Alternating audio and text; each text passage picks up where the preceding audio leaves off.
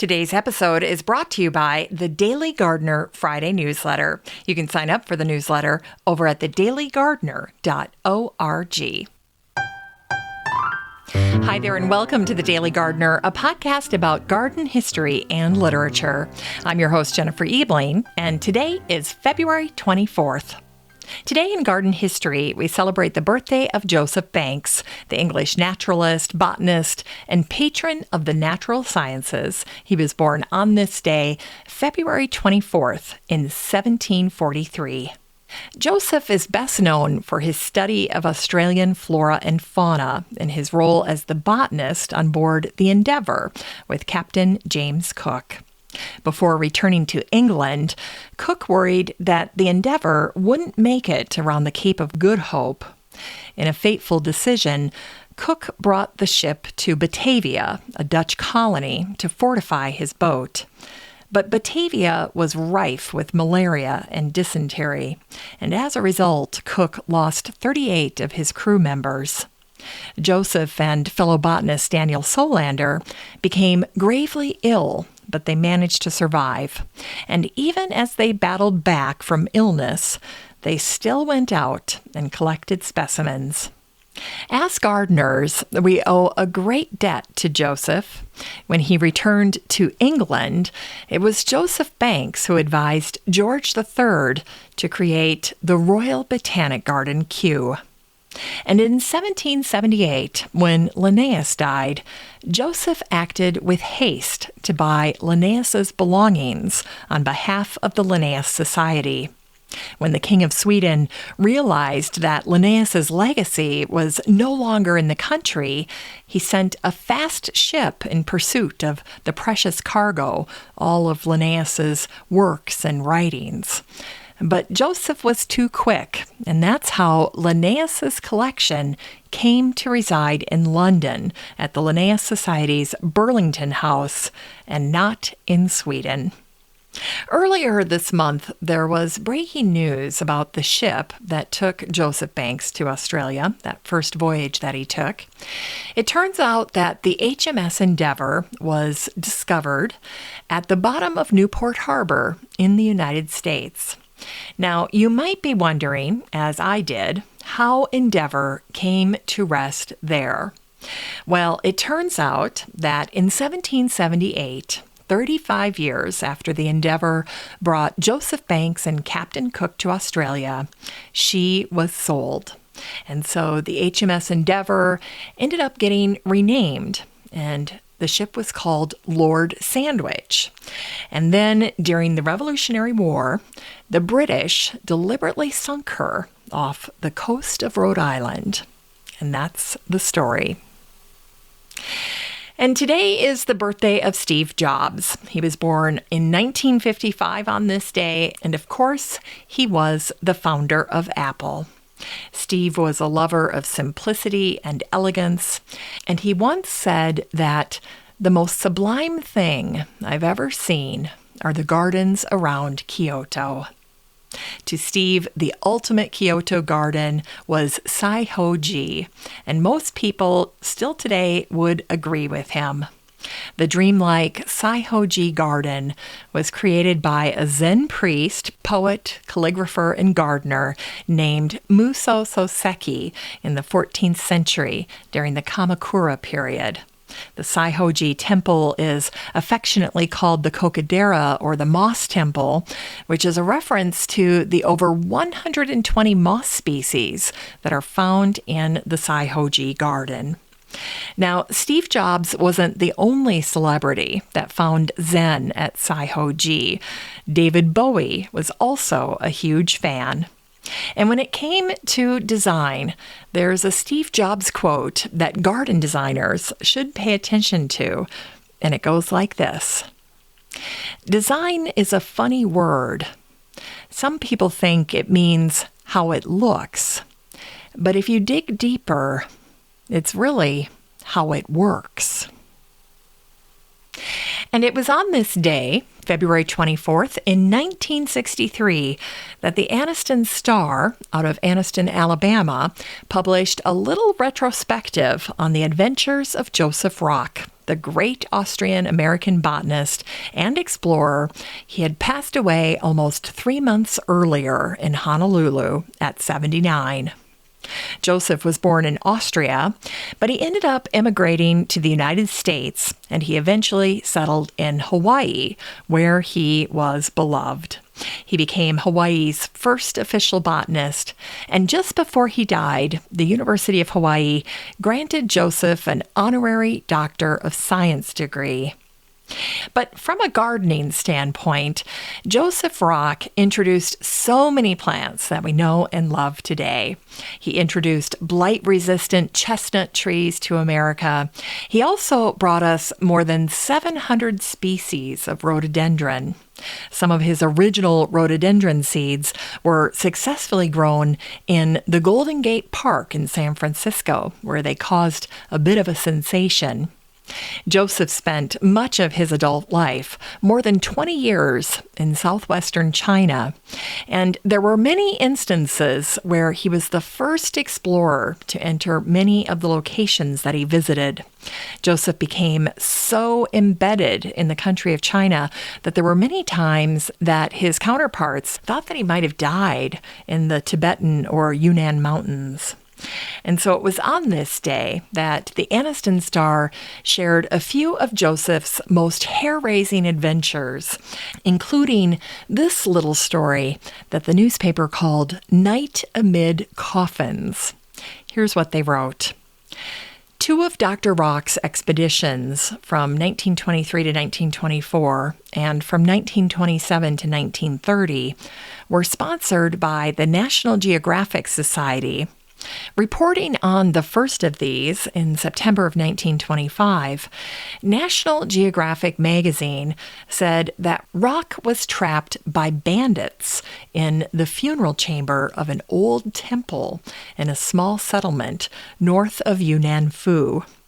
While the small army that he had hired for protection kept the brigands at bay, the explorer Joseph Rock sat amid coffins with 2 .45 caliber pistols, one in each hand, and his precious plant collection nearby. By morning, the bandits had disappeared, though Dr. Rock noticed several heads hanging from poles outside the village. Crazy. It's time to grow that garden library with today's book, Claudia Roden's Mediterranean by Claudia Roden. This book came out late in 2021. I hope you didn't miss it. And the subtitle is Treasured Recipes from a Lifetime of Travel. Well, the legendary cookbook writer, anthropologist, and regional cuisine expert Claudia Roden began traveling the Mediterranean when her kids left home. She traveled extensively through the area, and she ultimately fell in love with Mediterranean food. And in this book, Mediterranean means favorites from France, Greece, Spain, Egypt, Turkey, and Morocco. Now, Claudia knows the little differences that make the flavors of these regions. And I thought you'd get a kick out of listening to how the ingredients, the herbs and the vegetables and the citrus get used in different places. And Claudia appreciates these subtle little differences. So here's what she wrote. Despite the similarities, there are distinct differences. Where the French use cognac, Sicilians use marsala, and Spaniards sherry. Where the Italians use mozzarella, parmesan, pecorino, or ricotta, the French use goat cheese or Gruyere, and the Greeks, Turks, Lebanese, and Egyptians use feta or halloumi. Where an Egyptian or Syrian would use ground almonds or pine nuts in a sauce, Turks use walnuts. Creme fraiche is used in France, where yogurt and buffalo milk cream are used in the Eastern Mediterranean. In the Northern Mediterranean, the flavors are of herbs that grow wild. In the Eastern and Southern Mediterranean, they are of spices, flower waters, and molasses. In Turkey, they flavor their meats with cinnamon and allspice. In Morocco, they use cumin, saffron, cinnamon, and ginger, while a fish soup in France includes orange zest and saffron. In Tunisia, it will have cumin, paprika, cayenne, and cilantro leaves. It's as if the common language of the Mediterranean is spoken in myriad dialects. Claudia Roden grew up in Egypt. She was born there in 1936, and she also spent lots of time with extended family in France and Spain. And the cookbook shares some of her personal stories as well, by the way, and they are a pleasure to read.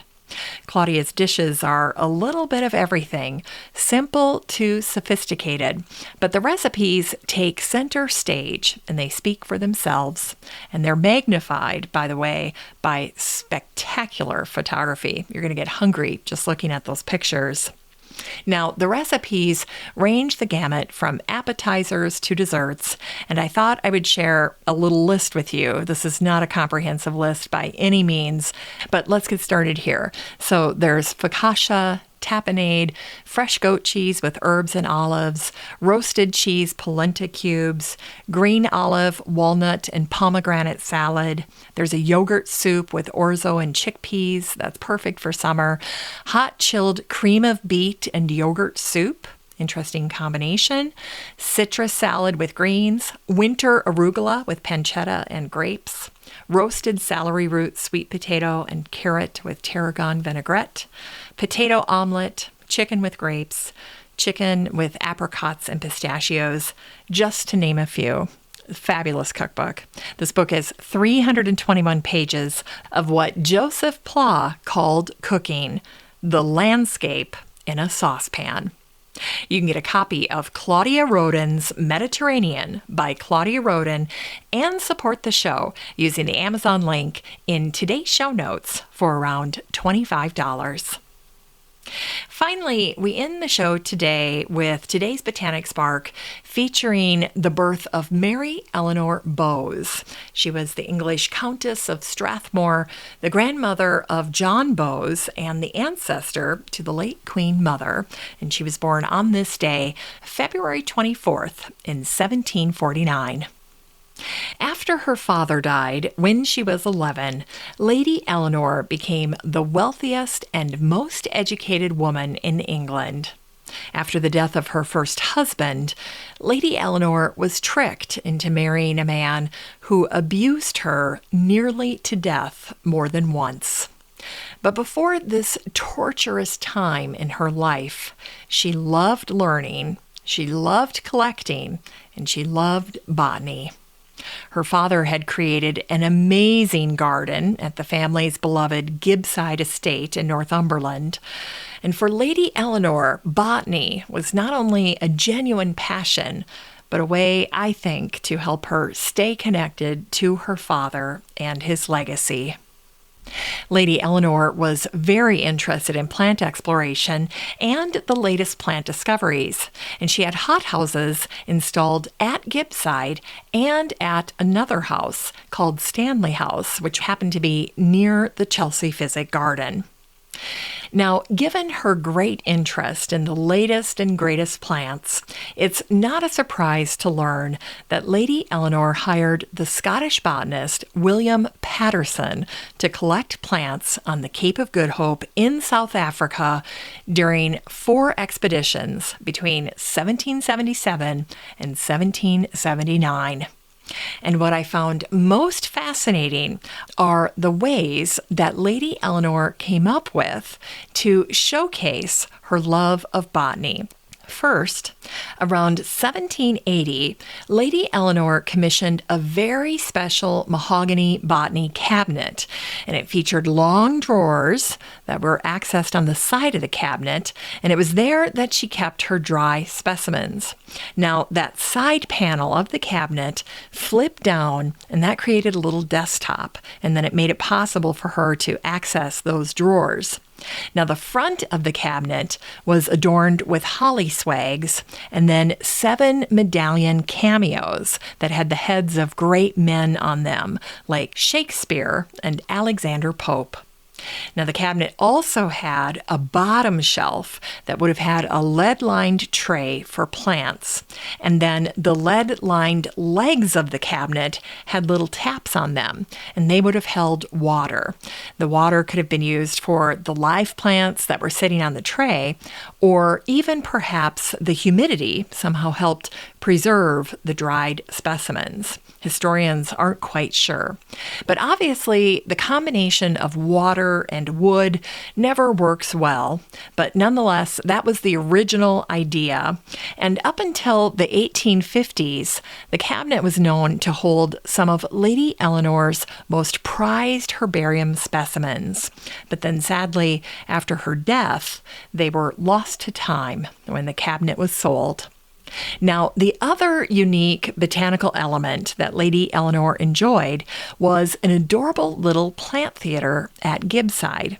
And the theater was essentially a little alcove or a niche that was recessed into the brick wall that wrapped around the garden. And then the niche was filled with prized potted plants. Now today, if you visit Gibbside, there's an adorable pale blue painted wooden frame around that little alcove with the words Plant Theater written across the top of the frame. It's one of the most adorable things I have seen online in a while for displaying plants. Now, sadly, during her disastrous and tortured second marriage, which lasted for nearly a decade, Lady Eleanor was forced to give up her botanical endeavors and almost everything that she enjoyed in life. And you can imagine how her gardens suffered during this time. But in the end, thankfully, one of her maids helped her escape her terrible, awful second husband. And Lady Eleanor became the first woman to keep her property after a divorce. Shortly after the divorce, Lady Eleanor signed her properties over to her eldest son, including her most precious possession, her beloved Gibbside and its garden, her father's legacy. I'm sure that was very bittersweet for her. Well, that's it for today's show. Just remember that you have a standing invitation to join the free Facebook group for listeners of the show. The next time you're over at Facebook, just search for Daily Gardener Community, where you'd search for a friend and then request to join. And if you'd like more of the Daily Gardener, you can subscribe to the newsletter over at thedailygardener.org. And don't forget that you can also show your support for the show by using the Buy Me a Coffee link over at the website or in today's show notes. This is Jennifer Ebling. Thanks for listening to The Daily Gardener. And remember, for a happy, healthy life, garden every day.